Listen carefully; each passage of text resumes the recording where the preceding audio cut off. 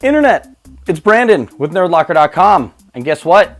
This week, I have more things to talk about. Jumping right into it, it looks like we will be getting a Jeepers Creepers 3 in 2017 titled Jeepers Creepers Cathedral. In the past, there's been rumors that this movie's gonna take place in the next cycle, and we're gonna get some of the original characters back. The description for this is saying that we will get more of the origin of the Creeper, not that this will be an origin movie, but we get to see where he came from and what he's about. I'm a fairly big fan of the first two. Been waiting for a third one for a while with all the rumors that have come on and then gone away and come back up, and this one finally looks like it could be concrete. Hoping for it. Let me know what you guys think in the comments below. Also this week, we got our first look at the Power Rangers movie with a brand new trailer.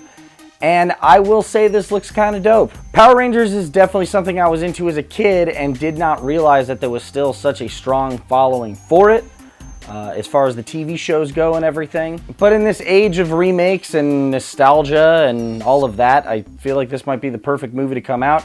Definitely looks a little more serious than the TV show we had growing up. Some of us had growing up. I don't know how old you are. But on top of a good-looking trailer, you've got Elizabeth Banks and you've got Bryan Cranston in it, and this looks to be a little more badass than the original show. So I'm on board for the time being. All right, we got a lot of Marvel news hot on the release of Luke Cage. We have an Iron Fist trailer that will be on Netflix March 17th, 2017. This is the last of the Defenders to get their own show, and I am so hyped for this. I've always been a huge Iron Fist fan, and like I said in my last week video, this is just a crazy time to be alive as a comic book fan. Iron Fist is getting his own Netflix show.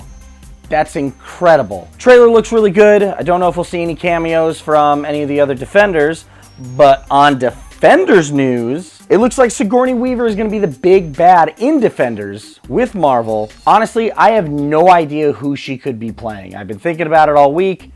I can't come up with anybody, but she is amazing, and she's going to be a great villain. I'm at the point with Marvel where they could cast anybody for anything, and they usually do a great job. So let's see it. I can't wait. Also, in a weird little bit of Marvel news, this isn't a confirmation or anything, but it was an offhanded comment. Kate Beckinsale was being interviewed for the new Underworld movie, and I guess there's a lot of people out there who love to see a Blade Underworld crossover. And when asked about it, she said, no, it looks like Marvel's doing something with Blade, so that won't be happening. Now, whether she was just told that in passing or, whatever the deal is, personally, I'd like to see Blade get a Netflix series.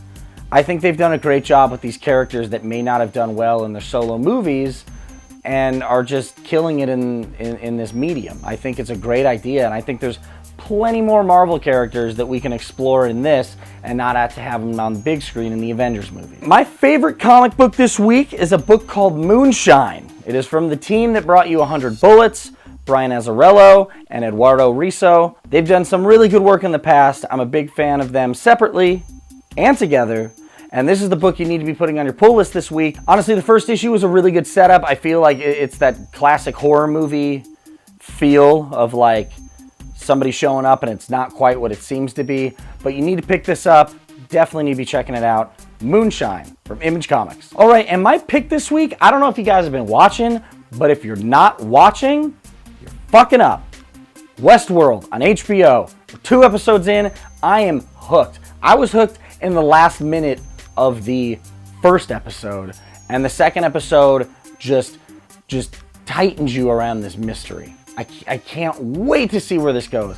Anthony Hopkins is in it, and he is like a goddamn legend. I'm glad he's still acting.